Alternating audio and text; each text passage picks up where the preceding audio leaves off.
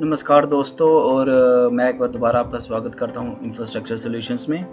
तो आज के लेक्चर में हम जानेंगे कि हम कैसे लाइन को ड्रॉ कर सकते हैं और भी बहुत सारे फंक्शन जो लाइन के साथ जुड़े हुए हैं। तो चलिए शुरू करते हैं। तो सबसे पहले मैं आपको ये बता दूं कि जो लाइन है उसको बनाने के हमारे पास 3 तरीके होते हैं। तो जो सबसे पहला तरीका हम चलते हैं, जो भी इंसान हमारे क्लासिकल ऑटोकैड के साथ जुड़े हुए हैं, तो उनके लिए सबसे पहले मुझे शो मेनू बार को ऑन करना पड़ेगा। तो उनके लिए हमको क्या करना है, सबसे पहले हमको क्लिक करना है ड्रॉ पे और फिर यहाँ से मैं मल्टीपल ऑप्शन चूज़ कर सकता हूँ ड्राइंग के लिए।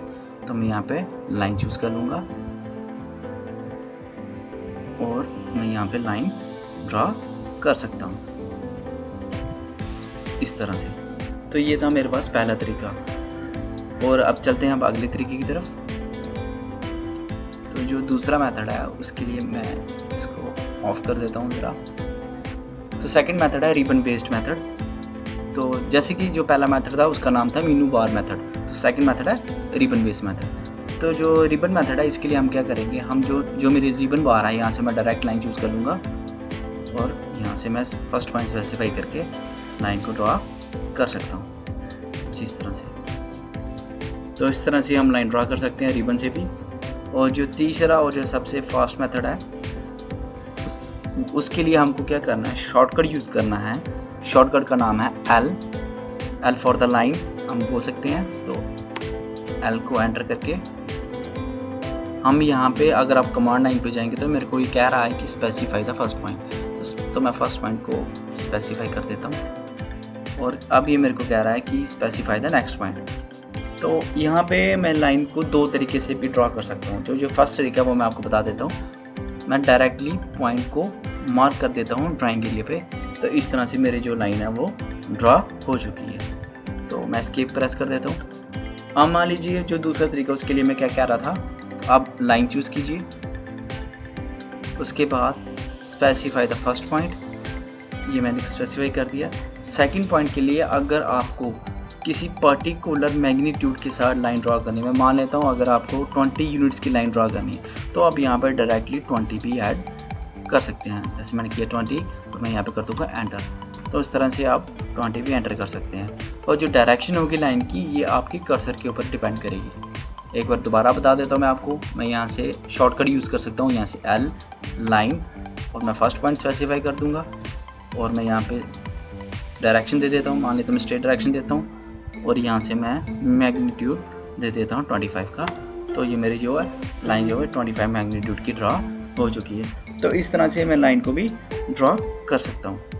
तो एक चीज़ और मैं आपको बताता हूँ, जैसे कि मैं शॉर्टकट मैंने बताया आपको एल लाइन के लिए, वैसे ही ऑटोकैड में 90% केसेस में क्या होता है, जो मेरा शॉर्टकट होता है ये कमांड का जो फर्स्ट लेटर है वही होता है। फॉर एग्जांपल मैंने एल से लाइन, तो एल इज़ ए शॉर्टकट। तो वैसे ही अगर मैं सर्कल ड्रॉ करना चाहता हूँ तो मैं शॉर्टकट यूज़ कर सकता हूँ सी सर्कल के लिए। आप यहाँ से देख सकते हैं, आप सर्कल भी ड्रॉ कर सकते हैं। तो आने वाले लेक्चर में हम जानेंगे शॉर्टकट्स के बारे में। तो अभी के लिए आगे चलते हैं लाइन पे ही। मैं इसको डिलीट कर देता हूँ।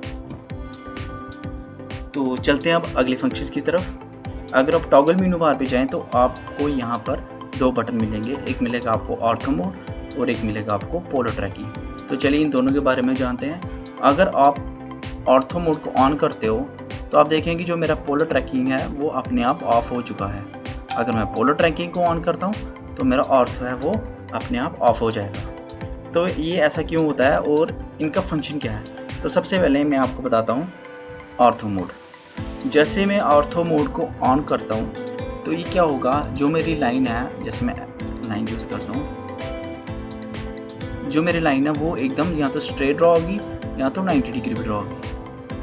मतलब कि जो मेरी लाइन है वो उनका आपस का एंगल क्या रहेगा, 90 डिग्री। तो मतलब कि मैं फ्रीली लाइंस को ड्रॉ नहीं कर सकता हूँ। तो ऑर्थो मोड का यूज़ हम कर सकते हैं कि अगर मेरे को लाइन बिल्कुल 0 डिग्री या 90 डिग्री ड्रॉ करनी है विदाउट एनी एरर, तो मैं ऑर्थो मोड का यूज़ कर सकता हूँ। अब मैंने ऑर्थो मोड को ऑन किया तो मेरा पोलर ट्रैकिंग ऑफ हो गया। ऐसा क्यों हुआ? क्योंकि जो मेरा पोलर ट्रैकिंग है, पहले उसको समझते हैं हम। अब जैसे मैं पोलर ट्रैकिंग को ऑन करता हूँ तो आप देखेंगे एक जो हल्की सी जो डॉटेड ग्रीन लाइन है वो बैकग्राउंड में पीछे आपको दिख रही होगी। तो जैसे ही मैं किसी और एंगल पे जा रहा हूँ तो ये ग्रीन लाइन हिडन हो जा रही है। तो वैसे ही मैं, आप देखते जाइए इसको, मैं जैसे ही जा रहा हूँ 90 डिग्री पे, तो ये देखिए अब ग्रीन लाइन दोबारा से शो हो चुकी है। तो पोलर ट्रैकिंग का यूज़ जो है वो इसके लिए आता है कि अगर मैं एक पर्टिकुलर सेट ऑफ ग्रुप्स को एक्टिव कर देता हूँ ट्रैकिंग के लिए, मतलब कि अगर आप यहाँ पे इसको कमांड दे दें 0 डिग्री, 90 डिग्री, 180 डिग्री पे, तो जैसे 0 डिग्री एंगल होगा ये आपको ग्रीन लाइन शो हो जाएगी। मतलब कि आप एक प्रिसाइज्ड वर्क कर सकते हैं। जैसे कि मैंने आपको कहा कि आप किसी पर्टिकुलर ग्रुप को एक्टिव करना होगा, तो ग्रुप कैसे एक्टिव करना है वो आपको पोलर ट्रैकिंग के जो साइड में जो बटन है इस पर क्लिक करना है। जैसे कि अभी का जो ग्रुप एक्टिव था वो था मेरा 90 का, 180 का, तो आप देख रहे होंगे कि 90 पे मेरी ग्रीन लाइन आ गई, फिर उसके बाद 180 या फिर मैं 0 डिग्री भी बोल सकता हूँ अगर मैं राइट साइड हूँ, वैसे 270 और 360 का।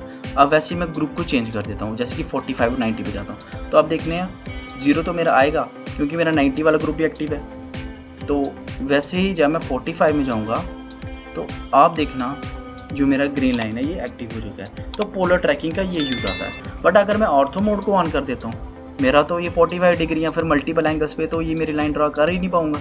तो उसी की वजह से जो मेरा पोलर ट्रैकिंग है वो अपने आप ऑफ हो जाता है, क्योंकि मेरा एंगल जो है वो 0, 90, 180 या 270 या 360 पे ही रहेगा।